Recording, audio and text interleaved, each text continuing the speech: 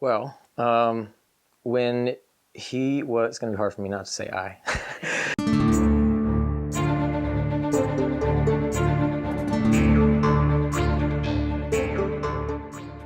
He grew up on a plantation, and he was the third generation of that plantation. And his grandpa started it, and then his dad, and it was intended to be passed down so he can keep growing with the firstborn men in the family. As a child, his family, they moved a little bit out west. Of course, they started up in New York.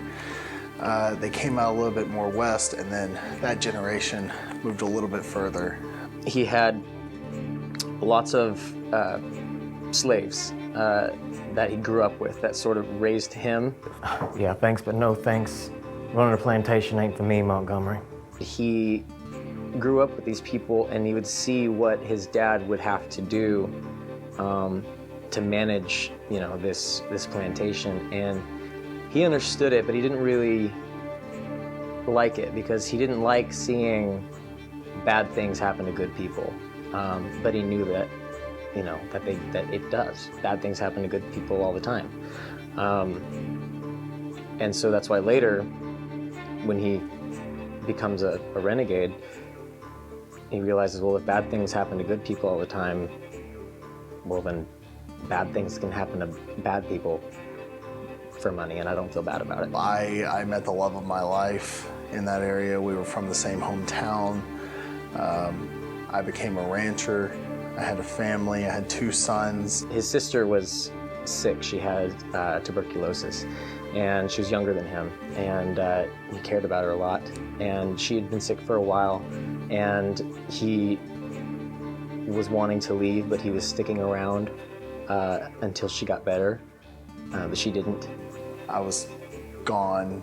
I was working elsewhere. I came home and found my family murdered, basically.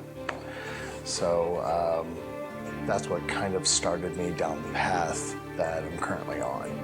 He said, I'm leaving, and he said it to his mom first, and his mom was more of a wife to his father than she was a mom to him, and so she was like, well, your father's not going to be really happy with this. She gave him a little bit of money, but not a whole lot.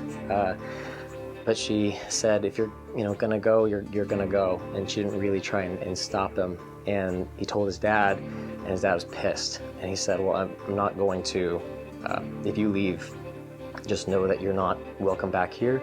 And I'm not going to support you. And I'm going to send a letter out to all of your relatives not to take you in and support you. So you're completely on your own.